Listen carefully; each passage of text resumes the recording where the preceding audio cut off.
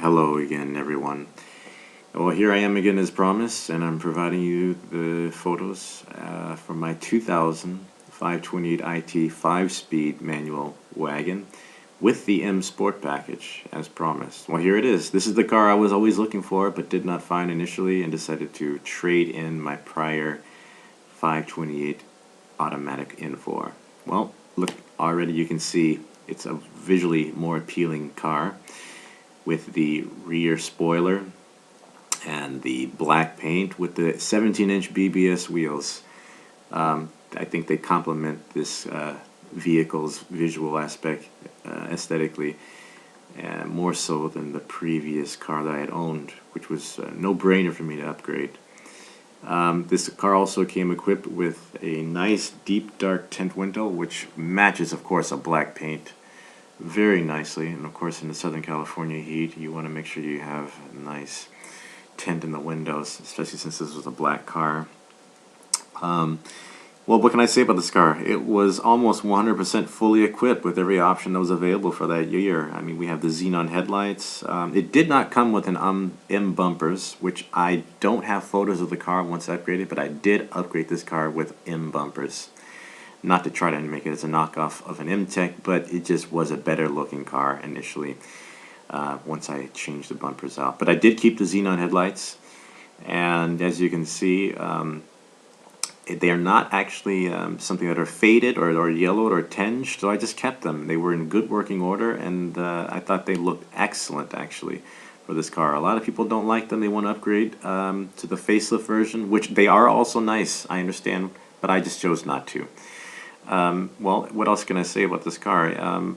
I also upgraded some other options, which were the side markers. I changed them to a smoked plastic cover, which I think was better matching the black paint as well. But I didn't do much more than that with the bumpers and the smoke side markers. Other than that, I kept everything else as is, which came with the car. Of course, it had park distance control. I don't know if you saw that on the first photo, but that was a necessary item to have on a wagon, which was a great help for getting in and out of tight spaces with that vehicle. I drove and had fun with this car for 1 year, and subsequently had to sell it because of an offer that was made available to me overseas, and I needed the funds to get overseas. So this is a car I did not part with easily, but I had to. Push came to shove, and I had to do it, and I still think about this car. As you can see there was unfortunately some items I had to fix, like this rear windshield wiper, which was an easy fix. It wasn't a problem. This car was totally worth the DIYs that came with this car.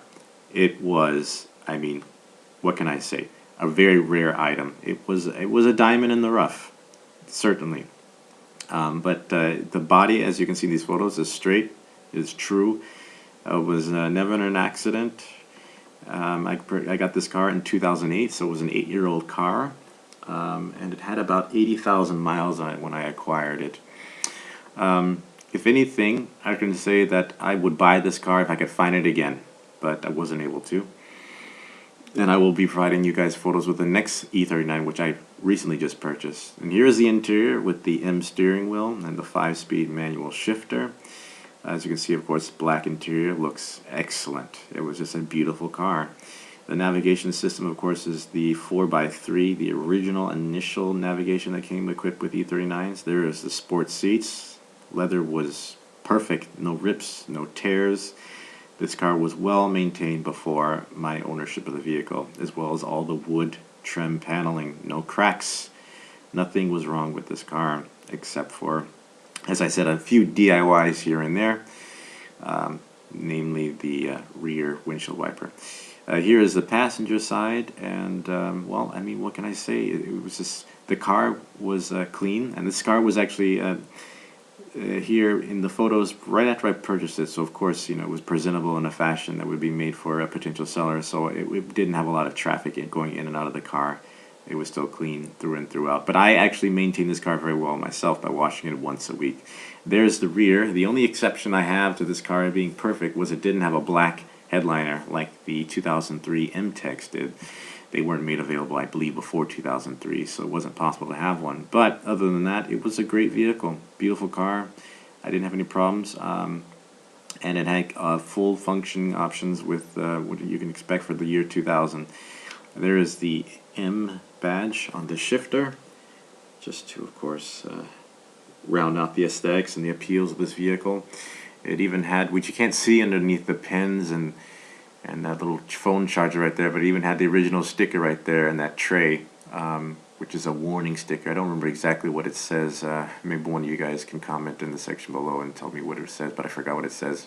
It's a rare item also, and there's the M badge on the steering wheel. As you can see, look at the steering wheel. It's clean. Didn't have a lot of rubbing or rash from people driving it hard in the past. So this, this is as promised, is my second E39. I'll be providing another video with my third and most recent purchase, an E39, a 5 series, a 540 M-Tech. And if you like this video, please subscribe, like it, and I really appreciate it. I'll keep providing more videos about all the different wagons from the E39 5 series, about repairs, DIYs, and all the other fun that we all know we can have with just owning these vehicles and taking care of it, maintaining it ourselves. So I'll be seeing you again. Thanks a lot. Bye-bye.